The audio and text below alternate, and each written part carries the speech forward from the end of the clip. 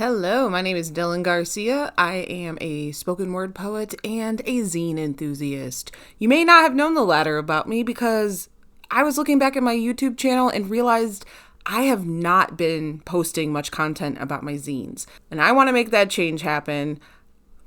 This art form has really invigorated me in terms of writing more poems to turn into zines, and it has also been a really great way for me to share my written work. And you might be asking, okay, Dylan, yeah, what even is a zine? A zine could be considered a DIY magazine. They are handmade and usually very small distribution. And I love the DIY nature of zines. They allow for marginalized voices to be heard, and they're very fun. There's literally no rules. You can make a zine about anything. And I decided this year, in 2024, to start making my own zines. I watched a tutorial by a creator called Braddy Bree, and she really inspired me to start using zines as a way to share my poetry with people. And as of today, which is December 31st, 2024, I have now made 13 zines, and I want to show them to you. In January of 2024, I made my very first zine, which was Got a Grip. This is considered a mini zine. As you can see, it is made out of a single sheet of paper.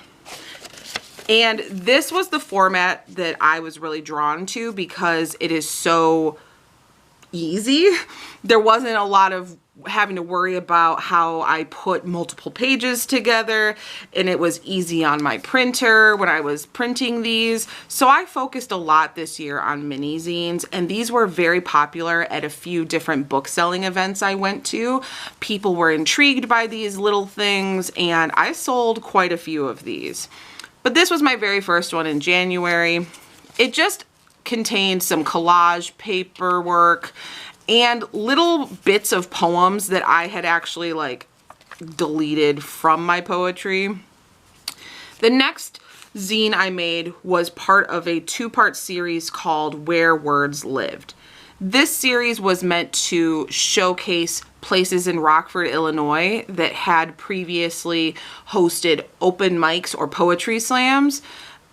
This one covered an open mic at Katie's Cup, which is where I started performing my poetry after I graduated from college. And it was funny because at the time I made this zine, that open mic had been defunct for almost 10 years. But a few months ago, Christopher D. Sims actually brought that open mic back to life. And so now I no longer need this zine to be a memory of that event because it is back and kicking. This was part of that same series that I made in that same month. This covered an open mic and poetry slam that was hosted at the Bookworm Bakery and Cafe located in the East Branch of the Rockford Public Library. In February, I made two zines. Now, this one, Combat Baby, was actually a blackout poem that I made. It utilized lyrics from the song Combat Baby by Metric. And then this one was not at all poetry related, but I was feeling a little bit sassy after I learned that Taylor Swift was a billionaire. And I made a zine called 13 Things You Could Do with the Same Money It Took to Buy Taylor Swift's Private Jet.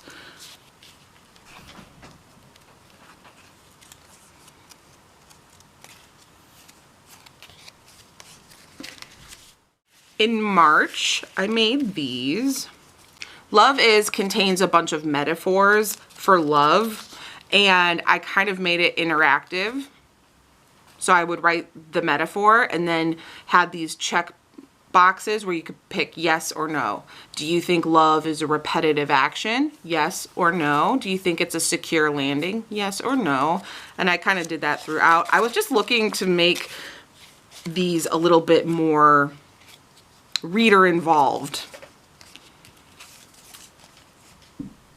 That month I also made a zine of my poem, The Bubonic Plague Speaks to His Therapist.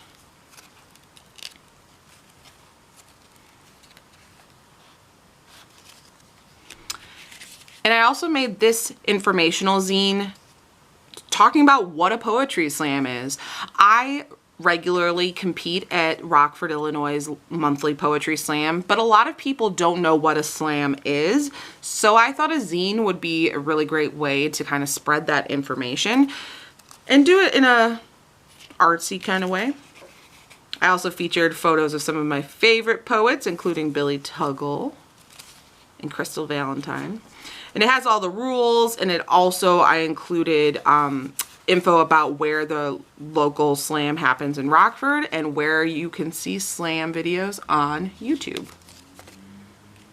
Now, something I came to realize this year was that I really like a more hands-on approach to making zines. All of these zines were made with collages, so I would cut out my poems and glue them on top of paper. I collected a bunch of like scrap paper, things that looked kind of cool. I used washi tape and things like that to make collages and literally glued all of this stuff down. That was very satisfying to me. I loved having glue on my fingers and really feeling like I was part of that art creation process. But there are other ways to make zines, and I did try that out as well. This was my batch of zines from September, and this one was the only zine all year that I made completely digitally. I created this on Canva, and it contains just several very, very short poems, but all of it was created online. And what I realized is that I did not have as much fun with this. It looks relatively similar to the other zines I made, but the process of it was not as fulfilling to me as it was when I was gluing things down. And so I tried it out. I wasn't too big a fan. There might be other times where I can see me making a digital zine again, but I think I definitely want to keep making like collages and things by hand. This is a zine for my poem, What Makes a Poem a Poem?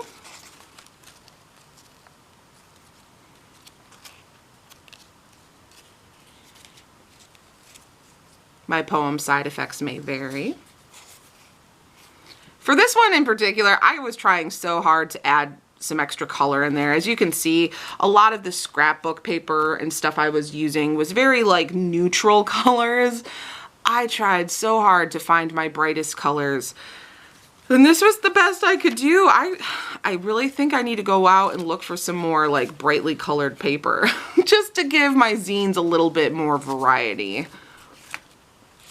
And then this was for my poem, Dear Bullet.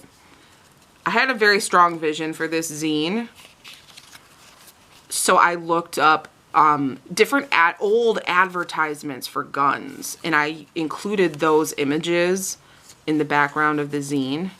That was really important to me in order to like add to the message of this poem. But yeah, these were all my mini zines made in 2024, but they were not all of my zines. I actually finished making this zine last night on December 30th, 2024. This, as you can see, is much larger, and it has many more pages. This is the master copy of this zine. These are all copies I had made. So these are not the original zine. These are all copies. This is what is called a master copy. So this is like the original zine. I just finished making it and gluing things on. You can see I glued down some string on here to add some texture. That's some tissue paper. But I just finished this last night at the time of filming. And this is what is called a per zine, short for personal zine. A per zine talks about a person's lived experiences, and this particular zine covers how I have done a lot of things in my poetry career while completely terrified. Poetry is something I love dearly, but every single time I get on stage, I'm so scared. I talk about how I didn't even like poetry as a kid. And then I have this section here is about me just completely blacking out on stage. I do not remember most of my poetry performances because I get so nervous that my brain just completely blacks out whatever happens up there. But that also led me to share a few blackout poems, because this zine is not only just my personal stories, but it also does include some poems. And while this is just the master copy and it's not like fully put together, it's not even bound or anything, I did just scan the pages into my computer so that I can make copies, and those will be available for sale sometime early 2025. So I will have a link to my store where I sell my zines, along with some resources in the description below. If any of this looked interesting to you, I highly recommend making zines. These have been so fun, and I have really enjoyed this as a way for me to share my poems with people. And also, it's really cool to combine my interest in visual art and collage with my writing. So if any of that's of interest to you, please check the resources down below. I'll share some tutorials and things like that. Please also feel free to leave any questions in the comments. I will definitely try to share more zine content on this channel in the future, because this is a huge thing that I spent my time doing this year, and it's something I already have plans to continue in the future. So I hope to see you again on this channel, and I hope to see you make some zines.